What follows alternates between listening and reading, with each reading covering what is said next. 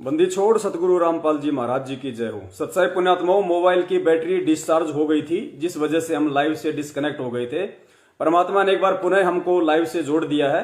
दास उस पार्ट को इसमें ऐड कर देगा। तो हमारा विषय चल रहा था कि इस लेटर में लिखा हुआ है कि इस दास के 4 संतान हैं, और जबकि गुरुदेव इस वीडियो में साक्षात कह रहे हैं कि इस दास के 4 संतान थी। सुनिए परमेश्वर के मुख कमल से।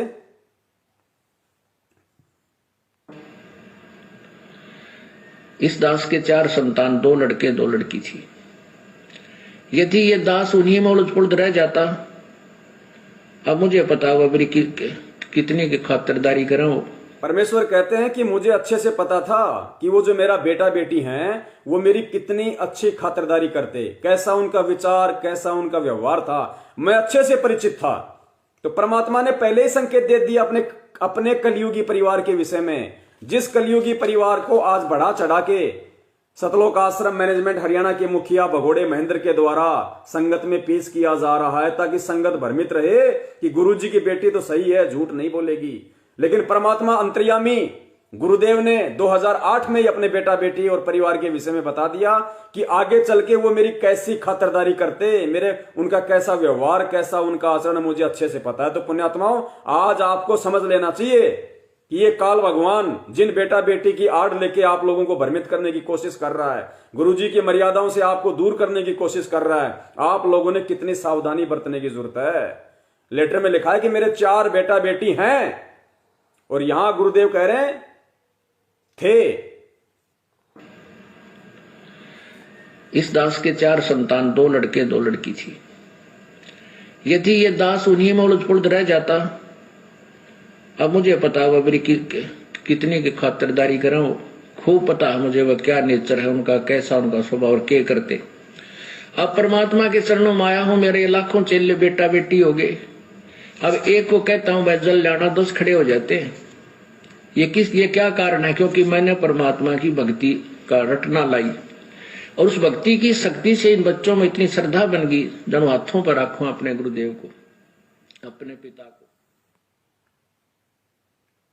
तो सुन लिया पुण्यात्माओं आपने लेटर को गुरुजी का बता के, और लेटर में क्या लिखा जा रहा है कि मेरे 4 संतान हैं, और स्वयं गुरुजी वीडियो में कह रहे हैं कि दास के 4 संतान थी, और मुझे उनके व्यवहार, उनके आचरण के विषय में अच्छे से पता था कि आगे चल के वो कैसा मेरी देखभाल करते, कैसे मेरी खातिरदारी करते, मुझे अच्छे से पता था उनके नेचर का।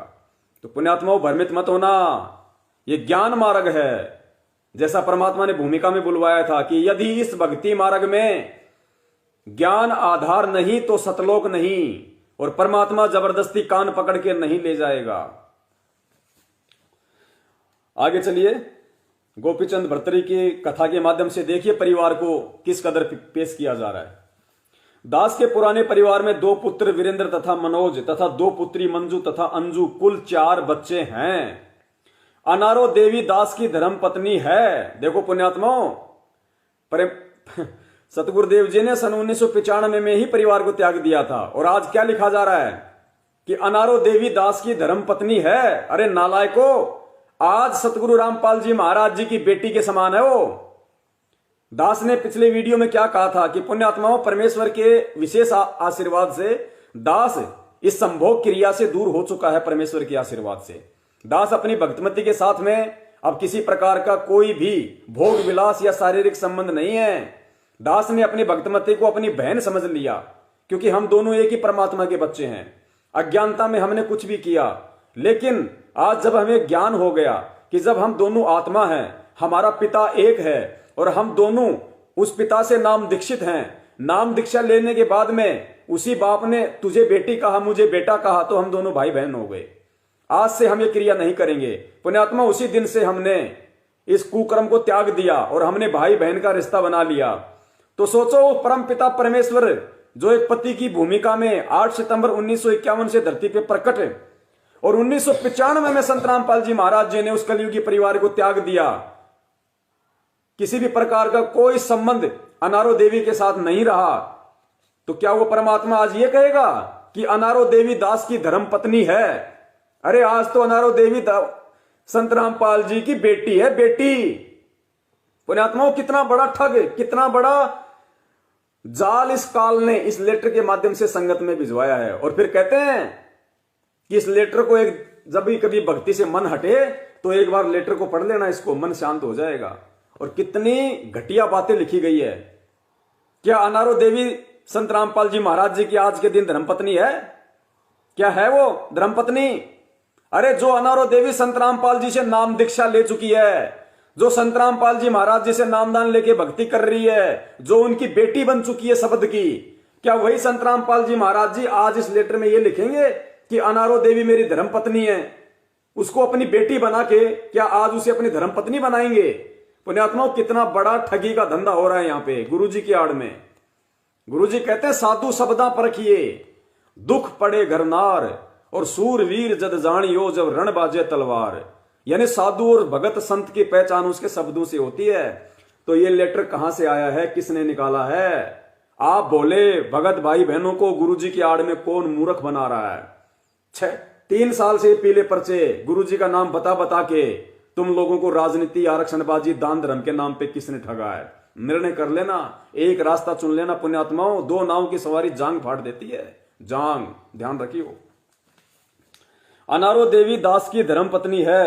1 एकड़ जमीन, 2 बच्चों, वीरेंद्र बेटा व अंजू बेटी का विवाह 1994 में किया।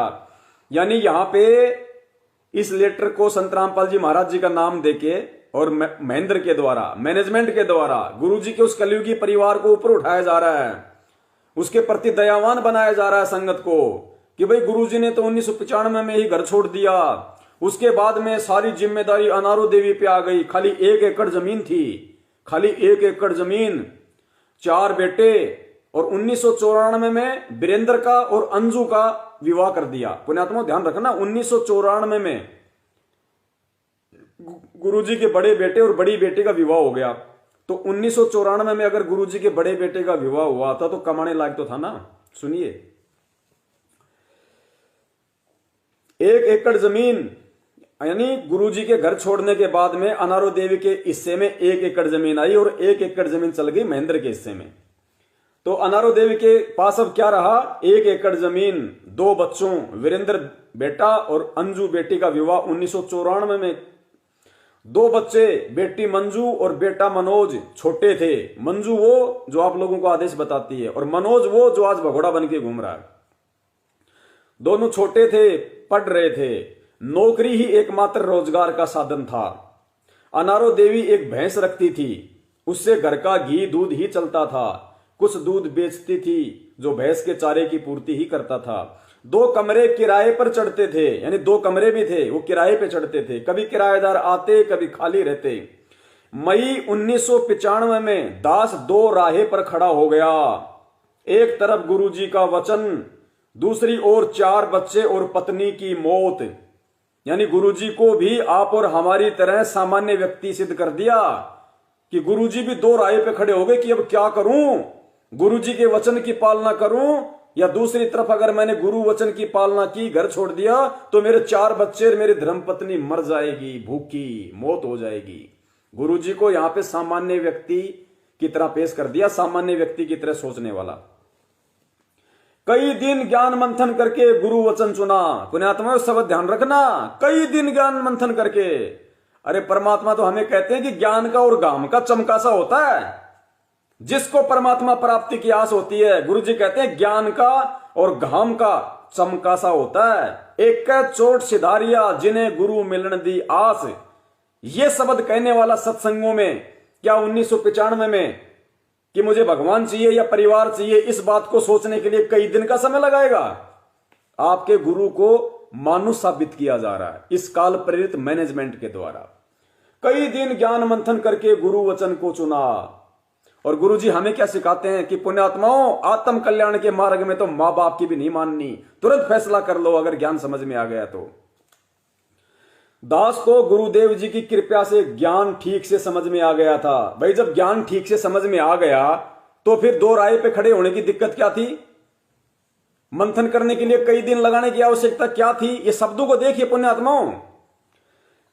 एक तरफ गुरु जी का वचन, दूसरी ओर 4 बच्चे और पत्नी की मौत। कई दिन ज्ञान मंथन करके गुरु वचन सुना। यहां तो क्या लिखा है, कई दिन ज्ञान मंथन करके गुरु जी का वचन सुना। और फिर आगे क्या लिख रखे है, दास को गुरुदेव जी की कृपा से ज्ञान ठीक से समझ में आ गया था। जब ज्ञान ठीक से समझ में आ गया तो मंथन करने में इतने दिन क्यों लग गए। पुण्यात्मा, लेटर कौन लिख रहा है, आपका गुरु लिख रहा है या आपके गुरु की आड़ में ये कॉल एजेंट लिख रहे हैं। तुरंत दोगलापन आ रहा है, तुरंत। कई दिन ज्ञान मंथन करके गुरु वचन सुना। दास को गुरुदेव की कृपा से ज्ञान ठीक से समझ में आ गया था। फिर तनख्वाह सैलरी से 50% दान धर्म गुरु जी की आज्ञा अनुसार करने लगा। अन्य सत्संगी कहते कि भगत जी ऐसे कैसे काम चलेगा, बच्चों की ओर भी देख। दास धुन का पक्का है, जिस कार्य को करने की ठान ली किसी की नहीं सुनी। सोचा करता, अब सुनिए यहां पे फिर सत्सेवकों के लिए लिखा गया है। गुरुजी क्या सोचा करते, सोचा करता ये भगत जन ज्ञान की बातें तो 1 नंबर की करते हैं, परंतु अमल एक आने का भी नहीं करते। अब कोई ये तो साबित कर दे कि सत्सेवकों ने जो बात कही उस कौन सी बात पे अमल नहीं किया। सोचा करता ये भगत जन यानी ये सत्सेवक ज्ञान की बातें तो 1 नंबर की करते हैं, परंतु अमल एक आने का नहीं करते। वाणी तो ये कहती है कि गरीब सिर साटे की भक्ति है और कछु नहीं बात, सिर के साटे पाई ये अवगत अलखनाथ। ये दान करने वालों को दान करने से मना करते हैं। भाई हम दान करने वाले को दान करने से मना नहीं करते, हमने कभी मना नहीं किया, लेकिन हम दान करने वालों को यह कह के मना करते हैं कि दान केवल सुपात्र के हाथ में दो, और सुपात्र केवल गुरुजी हैं, मैनेजमेंट सुपात्र नहीं है। गुरुजी की बेटा बेटी भाई बंधु परिवार रिश्तेदार अनारो माई ये सुपात्र नहीं है। हमने कभी भी दान देने के लिए मना नहीं किया।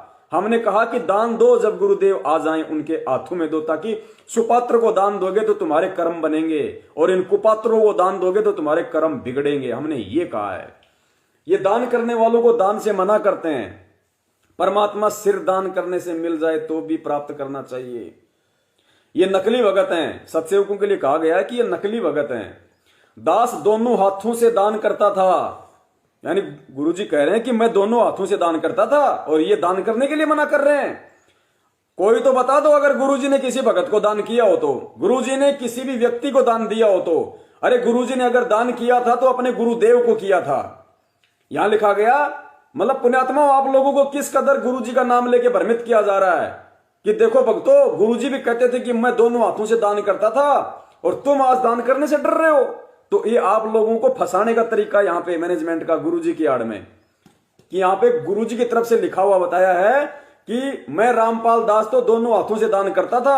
अरे लेकिन गुरुदेव अपने गुरु के हाथों में दान करते थे, ठीक ठिकाने दान करते थे। गुरुदेव ने कभी किसी मैनेजमेंट को दान नहीं किया, गुरुदेव ने कभी किसी कुपात्र को दान नहीं दिया, इसलिए दोनों हाथों से दान करते थे, वो सही था। पुण्यात्मा इनकी एक एक हरकत का परमात्मा पोस्टमार्टम करवाएंगे। ये बोलने के लायक नहीं रहेंगे कहीं भी। इनका जो पाड़ा है, परमात्मा कहते हैं कि तू डाल डाल में पात पात है। ये काल एजेंट अगर डाल डाल चलेंगे तो परमात्मा प्रेरणा करके अपने सत्सेवक बच्चों को पात पात चलाएंगे। इनकी पुंगी बजवा देंगे परमात्मा ज्ञान आधार से पुंगी। और ये संगत तो क्या, आने वाली पीढ़ियां कभी किसी काल के जाल में नहीं फंसेंगी। ये दान करने वालों को दान करने से मना करते हैं। परमात्मा सिर दान करने से मिल जाए तो भी प्राप्त कर लेना चाहिए। ये नकली भगत हैं। दास तो दोनों हाथों से दान करता था, जिस कारण से धन संग्रह नहीं हुआ। शब्द पे ध्यान दो पुण्यात्मा, शब्द पे।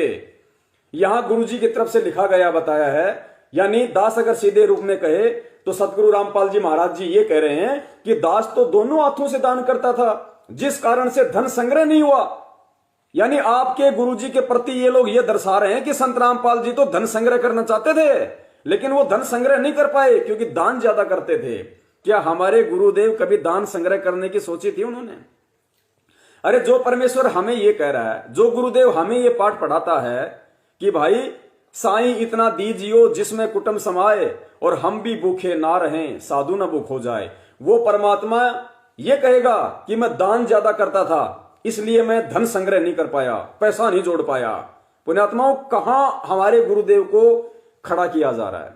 एक आम और घटिया व्यक्ति की श्रेणी में जो अध्यात्म से कोसों दूर हो, ऐसे व्यक्ति की सोच को गुरुदेव की सोच बना के इस 8 पेज के PDF लेटर में दर्शाया जा रहा है। ये आप सभी संगत वालों के मुंह पे तमाचा है, तमाचा काल का। अब भी नहीं सुधरे पुण्यात्मा, परमात्मा सारा नहीं देगा। जिस कारण से मैं धन संग्रह नहीं हुआ, जब दास ने घर त्यागा उस समय शायद 2000 रुपए अनारो देवी के पास होंगे, वे भी दास से छुपा कर रखे होंगे। मई 1995 में दास ने घर त्याग दिया और परमेश्वर की मजदूरी में लग गया। उसके बाद मुड़कर नहीं देखा पीछा फिर के, जिस कारण से आज ये सतगुरु का बाग लग गया। लाखों पुण्यात्माएं अपने परमपिता परमेश्वर कबीर जी की पहचान हो गई। अब देखो पुण्यात्माओं पीछे क्या लिखा हुआ है। मई 1995 में दास ने घर त्याग दिया और परमेश्वर की मजदूरी में लग गया। उसके बाद मुड़कर नहीं देखा पीछा फिर के। फिर क्यों भाई ये कहा जाता है कि गुरुजी का फोन आ रहा घर पे, मेरी बेटी मंजू, कौन बोल रहा है, मेरी पोती। आज गुरुजी पीछे मुड़ के क्यों देख रहे हैं भैया? जब घर को 1995 में त्याग दिया, कोई संपर्क ही नहीं उन मनवस लोगों से। और इसका सबसे बड़ा उदाहरण दास का आपको ये दे देता है। ये परमपिता परमेश्वर सतगुरु रामपाल जी महाराज जी का सन 2013 बरवाला कांड से 1 साल पहले का ये उनका राशन कार्ड, परमात्मा ने सबको बाहर निकाल रखा है। केवल एक अपना नाम लिखा रखा है, रामपाल दास, और कोई नाम नहीं है इसके अंदर। ये राशन कार्ड ये साबित करता है कि परमात्मा ने उस परिवार को त्याग दिया और किसी भी मेंबर से परमात्मा का कोई संपर्क, कोई संबंध नहीं। फिर आज वो परमात्मा कैसे फोन पे फोन करेगा भैया, और कैसे कहेगा कि हाँ बेटी मंजू, ऐसे पेश किया जा रहा है जैसे बहुत गहरा रिश्ता हो, मोह माया में फंसे हो, बस वही परिवार है और कोई परिवार नहीं। पुण्यात्मा, हमने ज्ञान को आधार बना के चलने पड़ेगा, चाहे ऑडियो गुरुजी की हो चाहे ऑडियो गुरुजी की ना हो। हमें इन बातों को नहीं देखना कि ऑडियो गुरुजी की है, हमने चाहे ऑडियो हो चाहे लेटर हो, हमने उसी बात को पकड़ना है, अपने जीवन में उतारना है जो गुरुजी के ज्ञान आधार अनुसार हो। बाकी हमारे लिए मिट्टी है, कुछ नहीं है। इसको पकड़ना जरा सही है।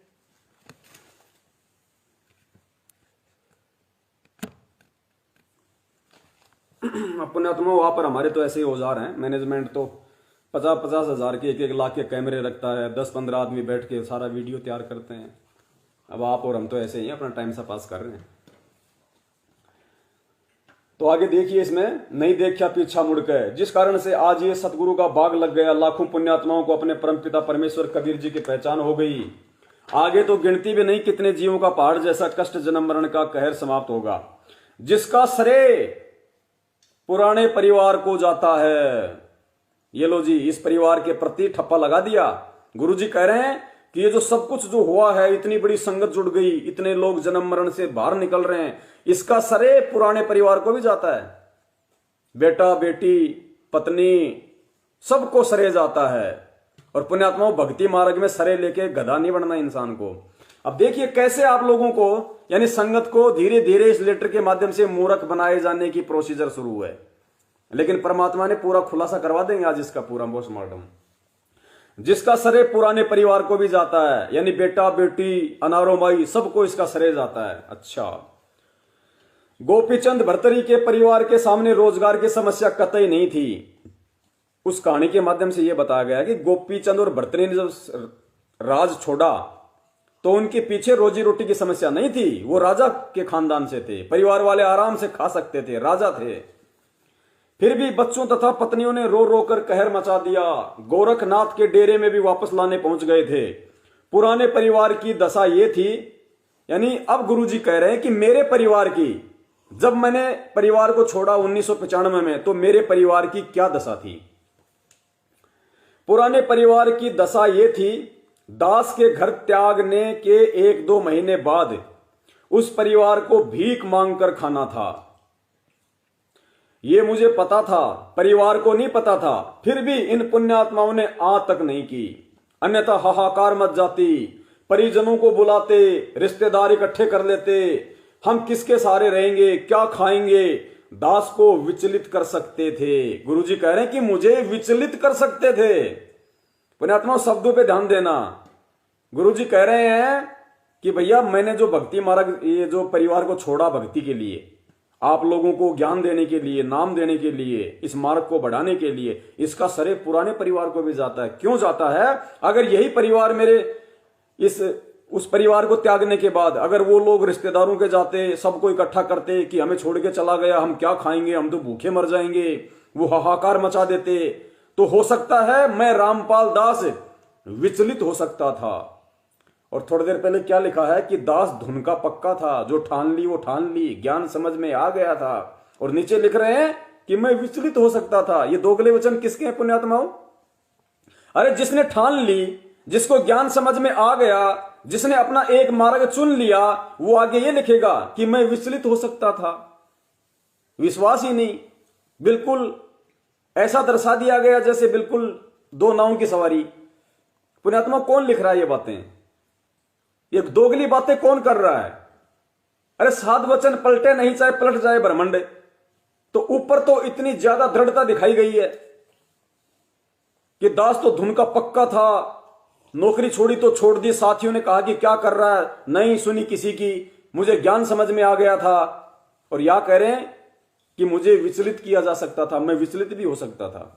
सुनते जाइए आप। हुआ भाई, रिश्तेदार इकट्ठा कर लेते, हम किसके सहारे रहेंगे, क्या खाएंगे, दास को विचलित कर सकते थे, जिस कारण से मेरा जीवन नष्ट होना था।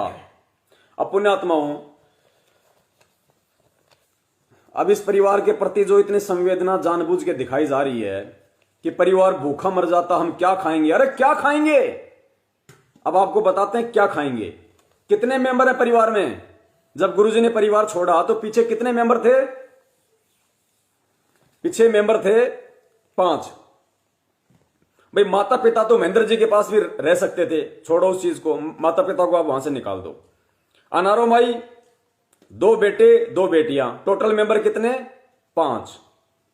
जिसमें से बड़ा बेटा जिसकी 1994 में शादी हो गई थी, वो अपने पैरों पे खड़ा था, वो अपनी नौकरी कर सकता था, उसने नौकरी भी की होगी। तो पुण्यात्माओं, सबसे पहले 1 एकड़ जमीन हरियाणा के गांव धनाना, जिला सोनीपत में, बिल्कुल पानी की तराई वाला क्षेत्र है, उपजाऊ जमीन है, भयंकर भयंकर पानी है, नहरें हैं। 1 एकड़ जमीन में कितनी बीघा जमीन होती है? और मेंबर कितने? 5। एक एकड़ जमीन में अगर 5 मेंबर का, और वो भी हरियाणा के सोनीपत में, बिल्कुल पानी वाले इलाके में, उपजाऊ जमीन में भी अगर पेट नहीं भरे तो उसका किस ब्रह्मांड में कहीं पेट नहीं भरेगा। 1 एकड़ जमीन खूब 5 आदमियों का पेट भर सकती है। ऊपर से क्या लिखा गया उसमें? 2 मकान किराए, 2 मकान थे, वो किराए पे रहते थे। 1995 में पुण्यात्मा, अगर 500 रुपए भी एक मकान का किराया आता होगा तो 2 मकान के 1000 रुपए। 1000 रुपए का मतलब है 5 मेंबर का 1 महीने का राशन। तो 1 एकड़ जमीन, 2 मकान किराए पे, बड़ा बेटा नौकरी करने वाला, 1 भैंस। पुण्यात्मा, वो परिवार भी अगर भूखा मरेगा तो फिर ये पूरी दुनिया ही भूखी मरेगी। फिर अब आप खुद आइडिया लगा लो। ऐसी स्थिति तो आज संगत में 90% लोगों की भी नहीं है, और वो भी ये नहीं कह सकते कि ये भक्ति करने के बाद हम भूखे मरेंगे। तो देख लो कितना मूर्ख बनाया जा रहा है। ऐसे परिवार को भी ये लिखा जा रहा है कि भूखे मर जाते, मरने की नौबत आ जाती। जिसके पास 3 एकड़ जमीन हो, बड़ा बेटा कमाने वाला हो, खुद की भैंस हो, 2-2 मकान किराए पे हो, वो भी अगर भूखा मरेगा। और गुरुजी लिखेंगे फिर ये बात।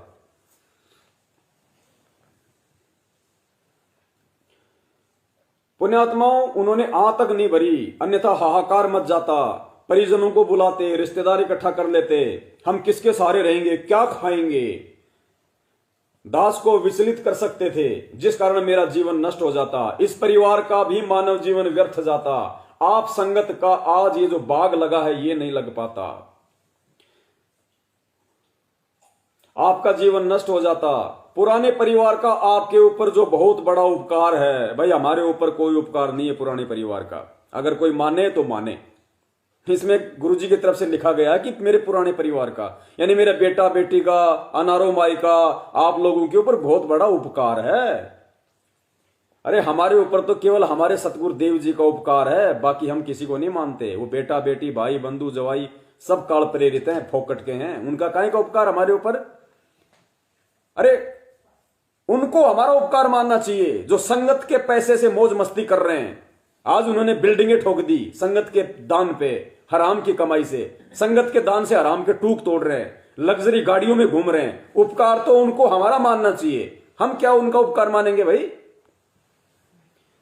पुराने परिवार का आपके ऊपर जो बहुत बड़ा उपकार है, दास तो इस पुराने परिवार का सदा ऋणी रहेगा। ये लो जी, सारी ऐसी तैसी कर दी भक्ति की, और इस लेटर को संगत में बांट रहे हैं। इन नालायकों को डूब के मर जाना चाहिए।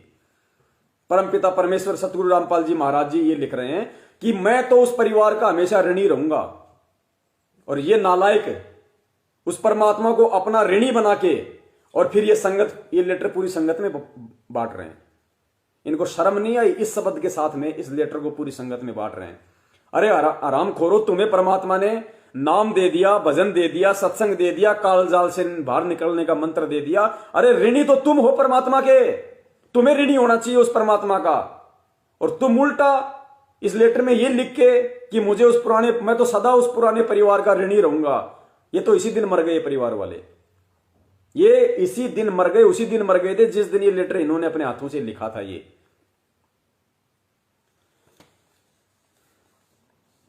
दास तो इस पुराने परिवार का सदा ऋणी रहेगा।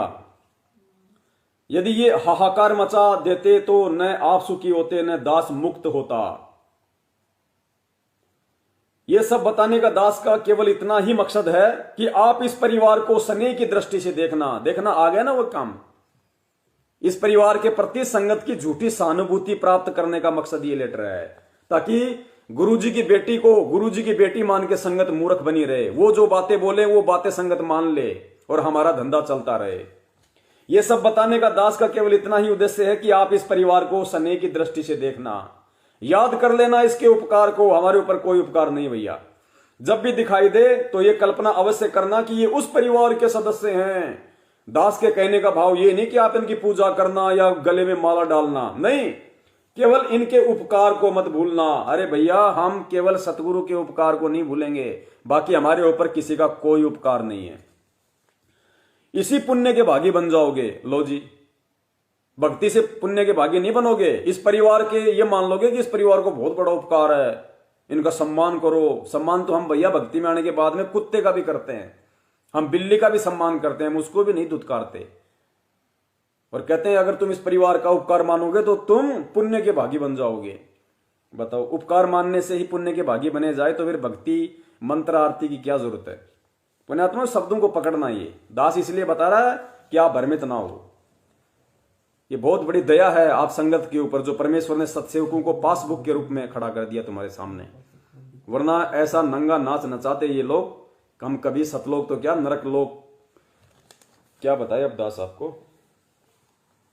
दास के कहने का भाव ये नहीं है कि आप इनकी पूजा किया करना या माला डालकर सम्मान करना, नहीं, केवल इनके उपकार को मत भूलना, इसी पुण्य के भागी बन जाओगे। गोपीचंद तथा भर्तरी ने घर त्यागा, न अपना कल्याण करवा पाए, न अन्य जनता का लाभ दे पाए। दास ने घर परमात्मा प्राप्ति के लिए नहीं त्यागा, आप पुण्यात्माओं के कल्याण के लिए त्यागा। लो जी, यहां गुरु जी की तरफ से लिख के बता दिया कि मैंने अपना घर परमात्मा प्राप्ति के लिए नहीं त्यागा। और परमात्मा खुद एक भगत की भूमिका में है, और भगत की भूमिका में गुरु जी ये बात कहेंगे कि मैंने परमात्मा प्राप्ति के लिए परिवार नहीं त्यागा, मैंने तो आप आत्माओं के आत्म कल्याण के लिए परिवार त्यागा। भाई, अगर परमात्मा प्राप्ति के लिए परिवार नहीं, अगर परमात्मा प्राप्ति के लिए परिवार नहीं त्यागा तो उस परिवार को छोड़ने की जरूरत क्या थी। लोगों का आत्म कल्याण तो उस परिवार में साथ में रह के भी हो जाता। आज मैं अगर परमात्मा प्राप्ति के लिए दौड़ूं तो क्या मैं इस परिवार को छोड़ दूं।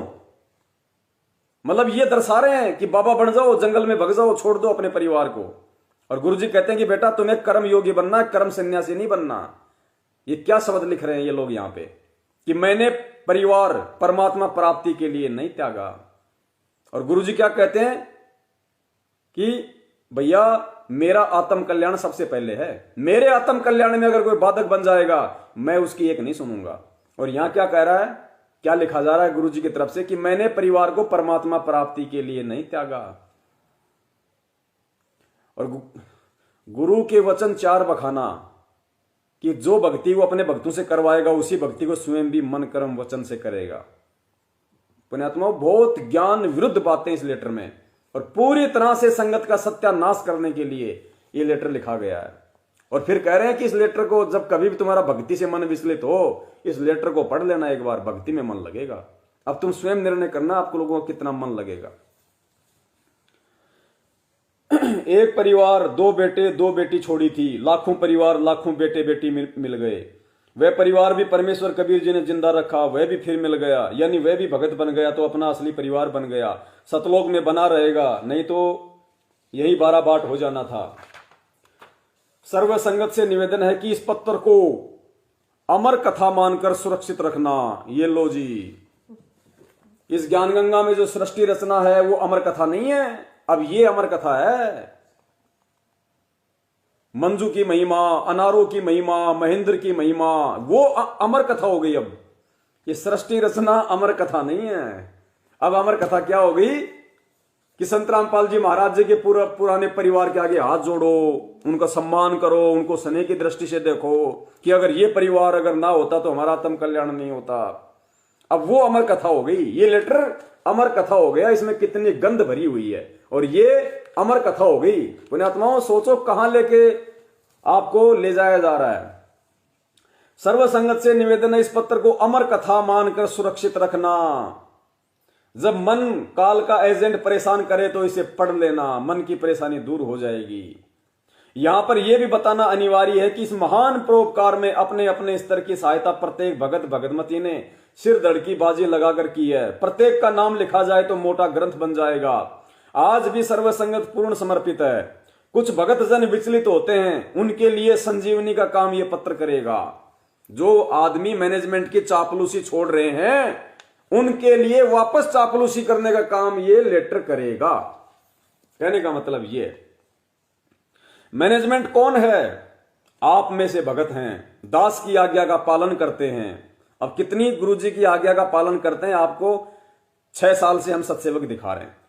दास की आज्ञा का पालन करते हैं। दास रात कहता है तो रात कहते हैं, दास दिन कहता है तो दिन कहते हैं, अपनी ओर से कुछ नहीं कहते। इसका मतलब ये राजनीतियां, ये घटिया काम, ये आरक्षणबाजी, ये सब गुरुजी की तरफ से आदेश है। इस लेटर में यह दर्शाया गया है कि मैनेजमेंट अपनी तरफ से कुछ नहीं करता। मैं दिन कहता हूं तो दिन कहते हैं, मैं रात कहता हूं तो रात कहते हैं, अपनी तरफ से एक शब्द नहीं कहते। तो ये घटिया राजनीति, घटिया कुक्रम, इनके नामदान केंद्रों पे माता बहनों के साथ में छेड़खान, इनके कोऑर्डिनेटर शादीशुदा होके दूसरों की बेटियों को लेके भग रहे हैं, ये सब कुछ गुरुजी के आदेश से हो रहा है। इनके कहने का मतलब ये है इस लेटर में, संगत को जो लूटा जा रहा है ज्योति पाठ दान धर्म के नाम पे, सब गुरुजी के आदेश से हो रहे हैं। पुण्यात्माओं ऐसे लेटर को जब कोई भगत पढ़ेगा जो नया है, अभी ज्ञान से जुड़ा है, उसकी क्या दशा होगी? वो सीधा काल के पाड़े में जाएगा कि भैया मैं ये भक्ति करने के लिए थोड़ी आया हूं। फिर इस तरीके से ये राजनीति, ये आरक्षणबाजी, ये घटिया कर्म, उस परिवार के बस उसी परिवार के पैर पकड़ लो और पार हो जाओ, वो भक्ति छोड़ देगा। इसलिए परमात्मा ने सत्सेवकों को निमित्त बनाया है ताकि ये सच्चाई संगत में जाए कि गुरुजी कौन है, गुरुजी का मिशन क्या है, गुरुजी हमें किस आधार से भक्ति पे चलना सिखाते हैं, गुरुजी वर्तमान में हमारे से क्या उम्मीद लेके बैठे हैं और हमें काल प्रेरणा से उनका परिवार, उनके भाई बंधु किस रास्ते पे लेके जा रहे हैं। बस यही नीर खीर का निबेरा है। हंस वही होता है जो परख कर लेगा सत्य असत्य की, वही परमेश्वर का भगत है। तत्वदर्शी संत का सच्चा सेवक वही होता है जो नीर खीर का निबेरा कर लेगा।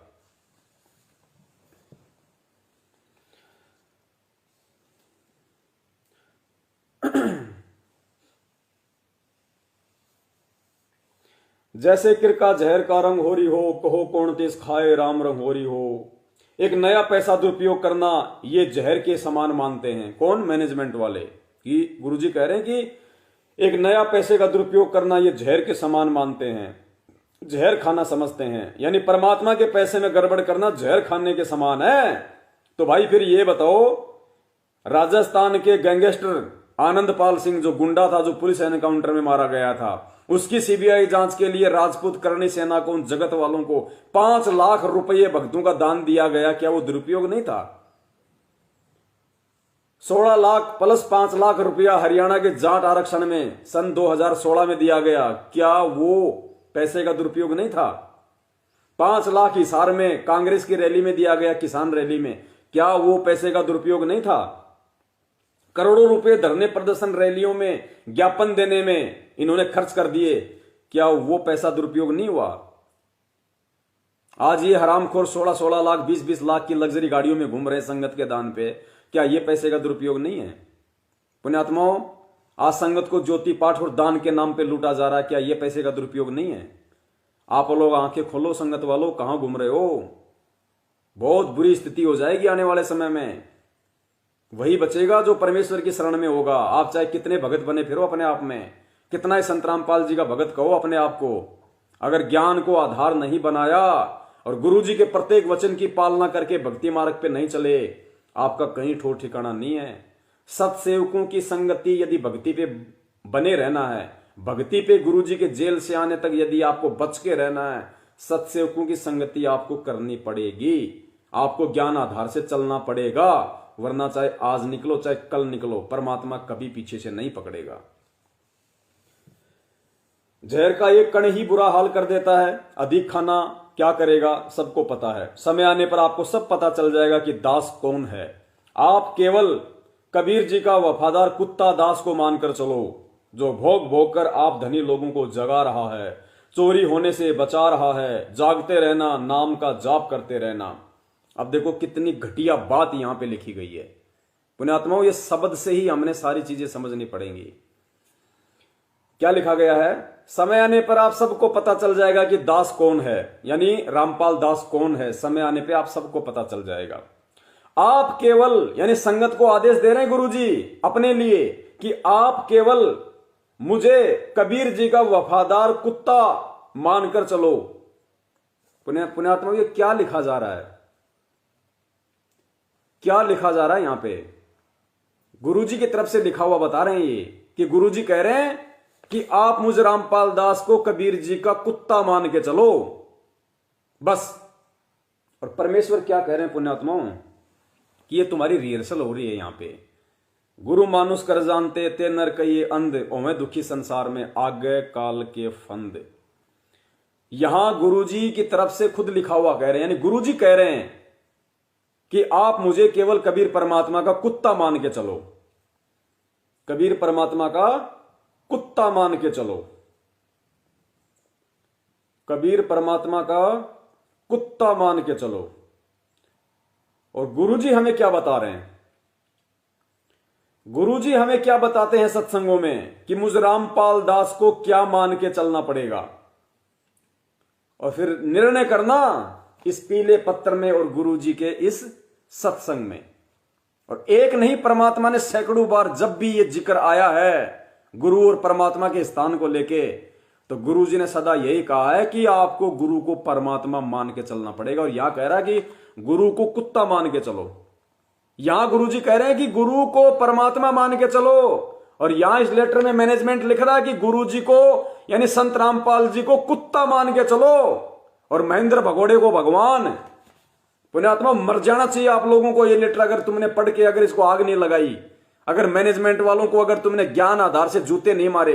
पैर के जूते की बात नहीं कर रहा दास, ज्ञान आधार वाले जूते की बात कर रहा है। यानी उनके प्रत्येक बात का यदि तुम ज्ञान से जवाब नहीं दोगे, सामना नहीं करोगे, तुम्हारा डूब के मर जाना उचित है ये लेटर पढ़ने से, जिसमें मैनेजमेंट ने आपके गुरुजी को कुत्ता बना दिया, कुत्ता। और गुरुजी क्या कह रहे हैं?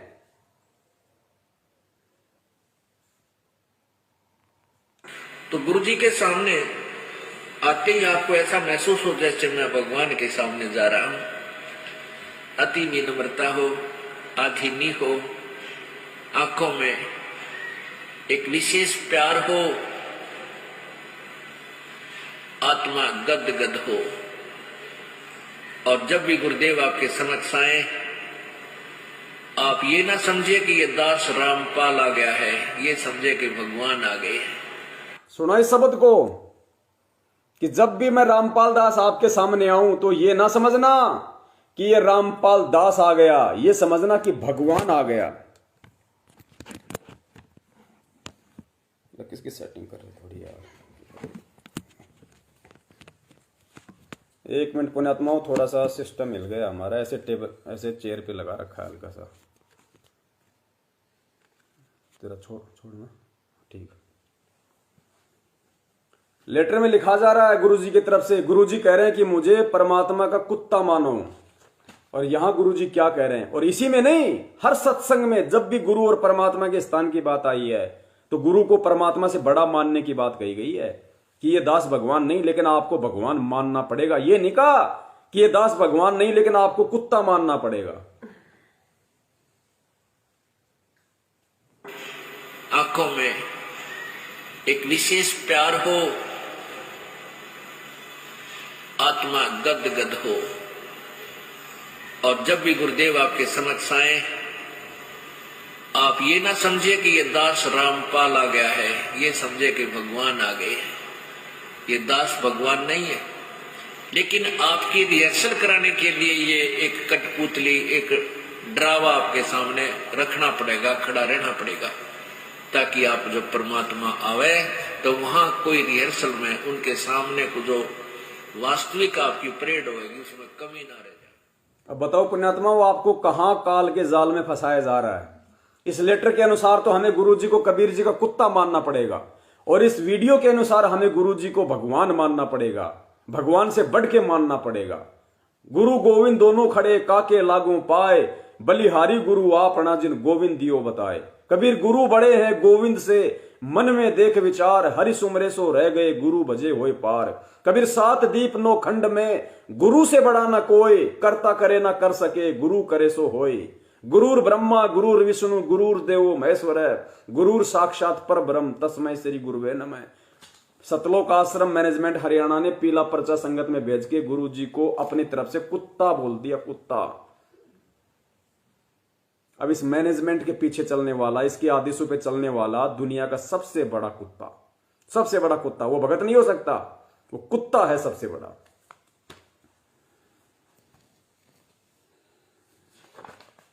आगे और भी बातें हैं, मैं नहीं पढ़ूंगा पुण्यात्माओं, क्योंकि परमात्मा कहते हैं ज्ञान का और घाम का चमका सा होता है, समझदार भगत को इतना ही काफी होता है।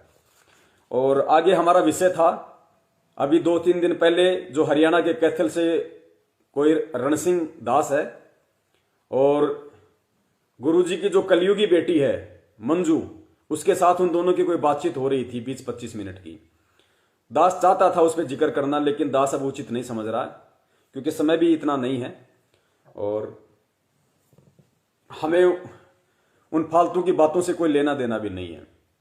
क्योंकि जो लोग अपने गुरुजी को अपने जैसा मानुष समझेगा वही वर्तमान में उनको जेल से बाहर निकालने का ठेकेदार बनेगा, और वो व्यक्ति अपने कर्म फोड़ेगा। वो ये सोचता है कि मैं कोशिश करूंगा तो ही संत रामपाल जी जेल से बाहर आएंगे। ये उस व्यक्ति की सबसे बड़ी मूर्खता होगी। हम उनको बहुत पहले समझा चुके हैं कि भैया परमात्मा धरती पे प्रकट है, संत रामपाल जी कोई संत रामपाल जी नहीं है। आप और हमारी तरह कोई मां के पेट से जन्म लेके आया हुआ आम प्राणी नहीं है। गुरु को मानुष समझने की गलती मत करो। अरे जो परमात्मा हमें इस काल के जाल से जमानत करवा के नहीं, परमानेंट फ्री करवाने के लिए आए हैं। और परमेश्वर ने कहा कि बेटा कर ले गुरु वकील, मुकदमा भारी है। सबसे बड़ा मुकदमा तो ये है, और इस मुकदमे को लड़ने के लिए केवल सतगुरु ही एकमात्र वकील है किस ब्रह्मांड में। और तुम उस गुरु को जेल से बाहर निकलवाने के लिए तुम संगत से दान इकट्ठा करोगे, मैनेजमेंट की राह पे चलोगे, गुरु को मानुष साबित करोगे। परमात्मा ये होने देगा? कभी कभी नहीं। परमात्मा पहले भी जेल गए थे, लेकिन क्या किसी ने जमानत करवाई? अपने खुद के पर्सनल बॉन्ड पे परमेश्वर आए। पुण्यात्माओं, परमेश्वर ने रामायण का जिक्र किया। ये दास उन भाइयों को बता रहा है जो भाई गुरुजी की जमानत के ठेकेदार बन रहे हैं, जो ये सोच रहे हैं कि हम कोशिश करेंगे तो ही गुरुजी जेल से बाहर आएंगे, वरना नहीं आएंगे। उनको दास एक छोटा सा उदाहरण दे देता है। समझदार को संकेत ही काफी होता है। गुरुजी ने हमें रामायण का जिक्र आया तब एक बात बताई कि भाई जब श्री रामचंद्र जी को नागफास में बांध दिया गया था रावण के द्वारा, सेना के द्वारा, श्री रामचंद्र जी को और उनकी पूरी सेना को नागफास में बांध दिया गया था। उस समय क्या हुआ? उस समय श्री विष्णु जी का जो वाहन था गरुड़, उसको बुलाया गया, उसका स्मरण किया गया, उसका ध्यान किया गया। गरुड़ जी आए। गरुड़ जी ने जो पक्षी राज था उसने अपने चोंच से सभी नाग जो सर्प थे जिन्होंने बांध रखा था लपेटे मार मार के रामचंद्र जी को और पूरी सेना को, गरुड़ जी ने वो बंधन काटे उन सबके, रामचंद्र जी के भी और पूरी सेना के। और उसके बाद में कहावत बन गई। आदरणीय गरीबदास जी महाराज जी ने वाणी लिखी है, रामचंद्र जी को फेल कर दिया, विष्णु जी की समर्थता को फेल कर दिया। क्या वाणी लिखी कि बंधन काटे विपत्ति में, कठिन कियो संग्राम, चीनो रे नर प्राणियों, वो गरुड़ बड़ो अकराम। कि अरे प्राणियों, ये पृथ्वीलोक के प्राणियों, तुम श्री रामचंद्र जी को परमात्मा मानते हो ना, तो अब इस चीज का जवाब दो कि चीनो रे नर प्राणियों, गरुड़ बड़ो अकराम। तेरे रामचंद्र जी के बंधन तो उस पक्षी ने काटे थे, गरुड़ ने, तो बड़ा कौन हुआ? गरुड़ बड़ा हुआ या तेरा रामचंद्र बड़ा हुआ? तो पुण्यात्माओं, ये जो गुरु जी की जमानत के जो ठेकेदार बने फिर रहे हैं ना, वो अंतर्यामी परमात्मा ऐसा होने नहीं देगा कि तुम जमानत कराओगे जब वो बाहर आएंगे। अगर तुम्हारे जमानत करवाने से, एक भगत के जमानत करवाने से अगर भगवान जेल से बाहर आ रहा है, आने वाला इतिहास दुत्कारेगा, ये भक्ति नहीं करेगा, ये कहेगा कि काहे का रामपाल, काहे का भगवान, चेलों ने तो जमानत करवा के जेल से बाहर निकलवाया, नहीं तो जेल में सड़ता। ये कहावत बन जाएगी जैसे आज रामचंद्र जी के लिए बन गई। उन्होंने कभी नहीं सोचा था कि ऐसी कहानी बन जाएगी। मेरी समर्थता पे बात आ जाएगी, एक पक्षी को मुझसे ज्यादा समर्थवान बताया जाएगा। वो परमेश्वर धरती पे प्रकट है, स्वयं कबीर परमात्मा है संत रामपाल जी के रूप में। अपने जैसा घटिया इंसान मत मानो उनको, वो कदापि ये नहीं होने देगा। उसका क्या खेल है तुम नहीं समझ पा रहे, क्योंकि तुम उनको नहीं समझ पा रहे, तुम ज्ञान को आधार नहीं बना पा रहे। और तुम जिस तरह की भाषणबाजी ऑडियो डाल के संगत में कर रहे हो ना, मंजू के साथ या किसी और के साथ में, ये बहुत बड़ा तुम्हारे लिए विनाश का कारण बन जाएगी। तुम लोग अपने शब्दों से कितने लोगों को भड़का दोगे। दास के पास में फोन आया था पहले, मुझे पता नहीं, किसी बहन ने बताया। उस बहन के पास किसी मध्य प्रदेश के भगत ने फोन किया था, तो उस बहन ने बताया कि मध्य प्रदेश में विष्णु साहू को और कुछ लोगों को जान से मारने की प्लानिंग हो रही है। और वो लोग ये कह रहे हैं कि हमने रण सिंह की ऑडियो सुनी है, हमें रण सिंह का नंबर दो। अब बताओ, उसके शब्दों से प्रभावित होके अब उसमें भी आग लग गई। अब ये क्या है? ये प्रेम और एकता का मार्ग है भाई। अरे हम सत्सेवकों को देखो भाई, हम लोगों ने मार खाई है, इन लोगों के डंडे खाए हैं, हमने इनके जूते खाए हैं, एक बार नहीं, दो बार नहीं, कई बार खाए हैं, इनकी गालियां खाई हैं। लेकिन हम अपने परमपिता परमेश्वर सतगुरु रामपाल जी महाराज जी के तत्व ज्ञान पे आरूढ़ हैं कि हमारे बाप ने समर्थ होते हुए उसने दो बार जेल भोगी है, उसने पुलिस वालों की पिटाई सहन करी है, लोगों की गालियां सहन करी है, लेकिन किसी को उफ तक नहीं कहा। हमें गुरु को आदर्श मान के उनके पद चिन्हों पे चलना है। ये भक्ति मार्ग है, मार काट का मार्ग नहीं है, बदला लेने का मार्ग नहीं है, राग द्वेष ईर्ष्या का मार्ग नहीं है। तो पुण्यात्माओं, भक्ति मार्ग में सबके अपने अपने विचार हैं। जो जैसा करेगा अंत समय में वैसा ही अपना भोगेगा। हम ऐसे मनवश लोगों के बिल्कुल भी पक्ष में नहीं है, बिल्कुल भी साथ में नहीं है, जो गुरु जी की जमानत के ठेकेदार बने फिरते हैं बिना ज्ञान को समझे। हम तो ये प्रार्थना करते हैं कि हे परमपिता परमेश्वर, हम नीचों पे दया करना मालिक, आप हमारे सबसे बड़े वकील हो, आप ही हमारे सबसे बड़े जज हो। और परमात्मा, हम तो आपसे उम्मीद लगाए बैठे हैं परमेश्वर। हम जो इस काल रूपी जेल में बैठे हैं परमात्मा, हमारी जमानत आप करवाओ। आप हमें इस 21 ब्रह्मांड रूपी बड़ी जेल से निकालो परमात्मा। हम 2 कौड़ी के तुच्छ जीवों की क्या औकात जो हम आपकी जमानत करवा लें। तो पुण्यात्माओं, हमने ऐसा विचार तो मन में भी नहीं लाना, वरना हम उस परमात्मा के दोषी हो जाएंगे। परमात्मा के दोषी, ये सोचना भी परमात्मा को जीव मानना है। पुण्यात्माओं, ये ज्ञान आधार की भक्ति है। इसमें अगर अब की बार चूक गए, दोबारा ये मौका नहीं मिलेगा। और जितने भी संगत वाले भगत भाई बहन दास को सुन रहे हैं, वीडियो देख रहे हैं, सभी से निवेदन है पुण्यात्माओं, हमारा काम था आप लोगों तक सच्चाई पहुंचाना। हमने सतगुरुदेव जी की प्रेरणा से, उनके आशीर्वाद से, सबूतों के सहित हमने इस लेटर का पर्दाफाश कर दिया, एक एक सच्चाई से आपको परिचित करवा दिया। लेटर में गुरु जी के क्या विचार लिखे बताए गए हैं और गुरु जी खुद अपने सत्संगों में क्या विचार आपको दे रहे हैं, दोनों चीजें आपके सामने रूबरू कर दी हैं। देखो, हमारा इससे आगे कोई काम नहीं है। अब अगर आपने अपना जीवन बचाना है, भक्ति बचानी है, तो आपने गुरु जी के ज्ञान को आधार बनाना है। और जो व्यक्ति गुरु के ज्ञान के अनुसार चल रहे हैं, और वर्तमान में केवल सत्सेवक ही परमेश्वर के ज्ञान को आधार बना के चल रहे हैं, और कोई भी व्यक्ति ज्ञान को आधार बना के नहीं चल रहा, ना सतलोक आश्रम मैनेजमेंट हरियाणा चल रहा, ना वो हिमाचल के कांगड़ा में जो गुरु बन के बैठ गया संजय, ना वो चल रहा, ना अपने कानपुर वाले रामचंद्र भाई हैं वो ज्ञान आधार से चल रहे, ना अपने पंजाब वाले जो करणदास जी हैं वो चल रहे, ना ये लॉर्ड बुद्धा फाउंडेशन वाले चल रहे। ये सब के सब लोग काल प्रेरित हैं और आपको भी उसी काल के खेमे में ले जाने की पूरी कोशिश करेंगे। हमारा मकसद केवल आपको सत्य से परिचित करवाना है। क्या नकली है, क्या असली है, क्या सही है, क्या गलत है, आपकी आंखों के सामने हमने सोशल मीडिया लाइव प्रोग्राम के माध्यम से रूबरू कर दिया है। और परमेश्वर की दया रही तो हर रविवार को रात्रि 8 बजे इसी प्रकार लाइव शंका समाधान के माध्यम से आप लोगों को रूबरू करते रहेंगे। और शंका समाधान जब भी आप YouTube पे जाओ, आप YouTube पे सीधा लिखो शंका समाधान हिंदी में, आपको सैकड़ों की संख्या में चैनल मिल जाएंगे।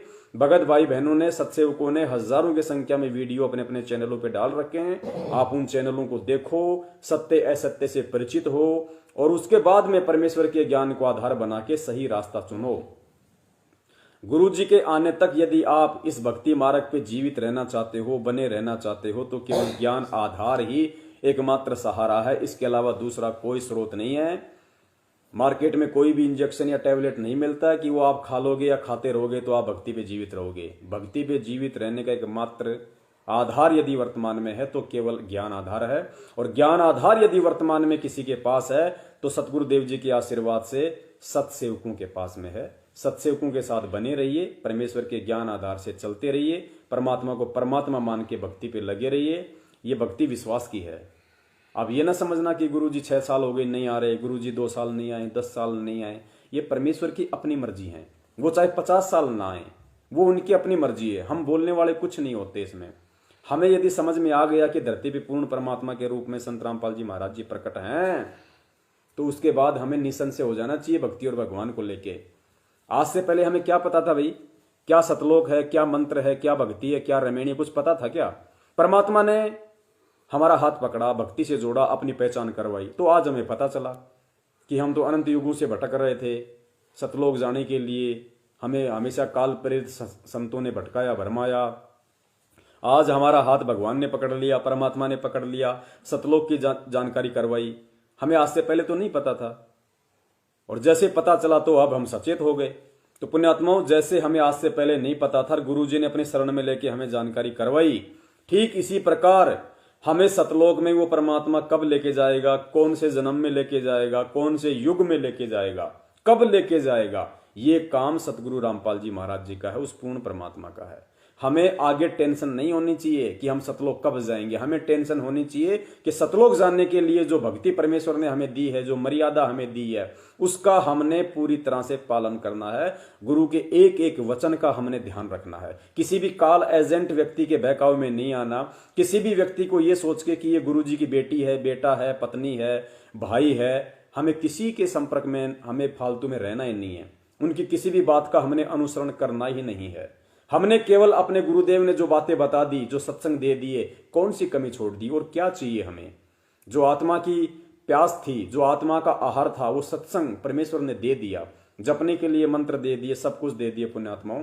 अब हमने केवल अपने गुरु पे विश्वास करना है, अपने परमेश्वर को परमेश्वर मान के हमने भक्ति करनी है। मान लीजिए गुरुजी 10 साल जेल से बाहर ना आए, गुरुजी 15 साल जेल से बाहर ना आए, और उससे पहले यदि मुझ पवन दास के प्राण निकल गए, या आप में से किसी भगत भाई ने शरीर छोड़ दिया, शरीर छोड़ते समय हमारे अंदर -% भी ये भाव नहीं आना चाहिए कि गुरुजी तो जेल में है, मेरा शरीर छूट गया, मुझे तो वो मंत्र नहीं मिला, मुझे वो मंत्र नहीं मिला, मेरा मोक्ष कैसे होगा। इतना सोचा तो भी गया काल के खेमे में। इतना सोचो कि भगवान ने शरण में ले लिया। अरे अनंत युगों से परमात्मा हमें शरण में लेते आ रहे हैं कि साधु सेती मस्करी चोरा नाल खुशाल, मल अखाड़ा जीतेंगे युगों युगों के माल। परमात्मा की शरण में हम कोई पहली बार नहीं आए, पता नहीं कितने युग बीत गए हमें शरण में लेते लेते। परमात्मा ने लाखों करोड़ों बार परमात्मा आप और हमें शरण में ले चुके। यही मंत्र, यही आरती, यही भजन, यही सुमरण, वही सतलोक की जानकारी दे रहे हैं, लेकिन हम नहीं जा पाए। हमने अंत में या तो परमात्मा को त्याग दिया, इस मार्ग को त्याग दिया, क्योंकि हम ज्ञान को आधार नहीं बना पाए। तो पुण्यात्माओं, आप लोग ये गारंटी ना मानो कि हम इसी जन्म में सतलोक चले जाएंगे। ये काम परमात्मा का है, वो इस जन्म में लेके जाएगा, अगले जन्म में लेके जाएगा, या 100 जन्म बाद में लेके जाएगा। हमें इस चीज की टेंशन नहीं होनी चाहिए। हमें अगर किसी चीज की टेंशन होनी चाहिए तो ये होनी चाहिए कि गुरु के प्रति किसी भी तरह से मेरा विश्वास डगमग ना हो जाए। किसी भी प्रकार से कोई भी काल का एजेंट गुरु जी के ज्ञान को आधार ना बनाने के चलते मुझे ठग ना ले। मेरे से कोई परमात्मा की मर्यादाओं का हनन ना करवा दे। हमें केवल इन बातों का ध्यान रखना है पुण्यात्मा, बाकी काम परमेश्वर का है। और जब आएंगे तो पूरी दुनिया देखेगी। कबीर सागर का एक एक वचन सत्य है, परमेश्वर का झूठ नहीं हो सकता। वो साध वचन है, वो पलट नहीं सकता। 12वें पंथ हम ही चलावें, खुद ही चल के आया भगवान संत रामपाल जी के रूप में। जेल से बाहर भी आएगा, सारे काम करेगा। जो जो कबीर सागर में लिखा है, पूरे विश्व में एक रस भक्ति होगी, सारे देशों की सीमाएं समाप्त होंगी, टुकड़ों में देश बने रहेंगे, ये सैनिक सब हट जाएंगे, सीमाएं सब टूट जाएंगी। ऐसा होगा जैसे दो भाई एक माँ जाए होते हैं, ऐसे दो देश हो जाएंगे। कोई वैर भाव नहीं, कोई मारकाट नहीं, किसी प्रकार का कोई राग द्वेष ईर्ष्या नहीं। पुण्यात्माओं, जैसे धना भगत जी के खेत में ज्वार हुई और धना भगत जी ने अपने घर की रख ली और बाकी लोगों को बांट दी, ऐसा समय आएगा परमेश्वर के वचन अनुसार कलयुग में, सतयुग। कोई भूखा नहीं मरेगा। परमेश्वर का बच्चा जिसके घर में 10 क्विंटल हो गए, उसको 5 क्विंटल की जरूरत है, 5 क्विंटल परमात्मा के बच्चों को मुफ्त में दिया करेगा। ले भाई, ले जा अपने घर पे, मालिक का भाई, मेरा क्या है, परमात्मा ने दिया भाई। जैसे धना भगत ने पूरे गांव को ज्वार दे दी फ्री में। वो समय आएगा, वो प्रेम भाव बढ़ेगा। उसके लिए परमात्मा ये ज्ञान आधारी बच्चे तैयार कर रहे हैं, क्योंकि बिना इस ज्ञान आधार के वो समय नहीं आएगा। बिना ज्ञान आधार के, बिना एक दूसरे को अपना समझे। चाहते तो मान लीजिए हम भी मैनेजमेंट वालों के खिलाफ कुछ कर सकते थे, हम भी उनको मारने काटने की प्लानिंग कर सकते थे। जब 2 वो हमारे मार रहे थे तो 2 हम भी मार सकते थे, 1 मार सकते थे, हम भी उनको गाली गलौच निकाल सकते हैं। लेकिन नहीं, परमेश्वर ने कहा कि बेटा, जैसे मैंने इस जीवन में चल के दिखाया, जैसे मैंने जो कर्म करके दिखाए, समर्थ होते हुए मैं लोगों की गालियां खा रहा हूं, समर्थ होते हुए मैं हिसार की 8/10 की कोठड़ी में पड़ा हुआ हूं, समर्थ होते हुए मैं 30 रुपए डेली की सैलरी लेकर बागवानी कर रहा हूं, पेड़ पौधों में पानी डाल रहा हूं, समर्थ होते हुए मैं हिसार की छोटी जेल में बैठ रहा हूं बेटा, लोगों की गालियां भी खा रहा हूं, पुलिस वालों की यातनाएं भी सहन कर रहा हूं, डंडे भी खा रहा हूं, लेकिन देख मैंने उफ तक नहीं किया। तो पुण्यात्माओं, सतगुरु ने भक्ति मार्ग पे कैसे चलना है, खुद भगत बन के रिहर्सल करी है, करके दिखा रहा है वर्तमान में। अरे आप और हमारा क्या उजड़ गया? हमें तो परमात्मा ने दिया ही है, लिया क्या हमारा? हमें मंत्र दीक्षा देके हमारे को जीना सिखाया, हमारी बुराइयां ली परमात्मा ने, एक अच्छा नागरिक बनाया, कुछ सुख दिए परमेश्वर ने हमें। अरे बिगड़ा क्या हमारा? बिगड़ा तो उनका है। घर उजड़ गया, जो आश्रम होता है संत का घर होता है, घर उजड़ गया, आश्रम उजड़ गया। जेल में आज हैं पिछले 6 वर्षों से। सरकार ने 28 करोड़ रुपए का जुर्माना ठोक रखा है। क्या है ये? कौन उजड़ा है? हकीकत में कौन उजड़ा है? और हम कहते हैं कि हमारा क्या होगा? भाई गुरु जी को देख के चलो। इतना घाटा खा के, इतना नफा नुकसान सहन करके, 6 साल से जेल में रह के आज वो परमात्मा ये दर्शा रहा कि फिर भी इतना सब कुछ होने के बाद भी मेरा आश्रम उजड़ गया, मेरे बच्चे उजड़ गए। संत के बच्चे होते हैं, वो कलयुगी नहीं। मेरा घर उजड़ गया, आश्रम, मेरे बच्चे उजड़ गए, संगत। 6 साल से मैं घोर यातनाएं सहन कर रहा हूं, उसके बाद भी मैंने कभी भगवान से शिकायत नहीं की कि मेरे साथ ये क्यों हो गया। मुझे अपने भगवान पे पूरा विश्वास है। गुरुजी ये दिखा रहे हैं, उदाहरण पेश कर रहे हैं कि चाहे कितना भी संकट आ जाए, कैसी भी समस्या आ जाए, किसी भी प्रकार की आ जाए, तुम्हारे ऊपर झूठे मुकदमे कुछ भी लगा दिए जाएं, तुम्हें कैसे भी कोई परेशान करे, अपने परम पिता परमेश्वर पे ही विश्वास रखना कि कभी तो हमारे भी अच्छे दिन आएंगे। भगवान सब कुछ देख रहा है, भगवान बच्चा नहीं है। कल पे कारण कौन है, कर सेवा निकाम, और मन इच्छा फल देऊंगा जब पड़े धनी से काम। परमेश्वर की वाणी है। तो हमने गुरु को देख के चलना है, गुरु के जीवन को देख के चलना है, गुरु के एक एक कदम को देख के चलना है। तब हम भक्ति मार्ग पे सफल होंगे, तब हमें परमात्मा सतलोक लेके जाएगा। हम राजनेताओं को देख के चलेंगे, बीजेपी के कुत्ते बनेंगे, कभी कांग्रेस के कुत्ते बनेंगे, कभी जेजेपी के कुत्ते बनेंगे, कभी जाटों के कुत्ते बनेंगे, कभी आनंद पाल जैसे गुंडों के कुत्ते बनेंगे। पुण्यात्माओं, फिर हम कुत्ते ही बन के रह जाएंगे। यहाँ पे कुत्ते से ऊपर इंसान भी नहीं बनेंगे। और यहाँ तो परमात्मा कहते हैं मानुष से देवता किया करत न लाई बार। यहाँ तो परमात्मा मानुष से ऊपर देवता, देवता से ऊपर सतलोक की तैयारी करवा रहे हैं, और मैनेजमेंट हमें कुत्ता बनाने की तैयारी कर रहा है। तो पुण्यात्माओं, विचार करो, तुम्हारा असली भाई बहन कौन है?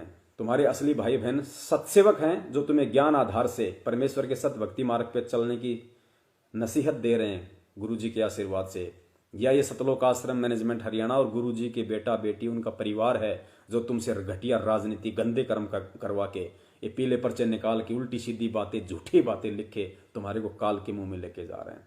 निर्णय आपने करना है, ये मौका दोबारा नहीं मिलेगा। बंदी छोड़ सतगुरु रामपाल जी महाराज की जय हो। सत साहिब।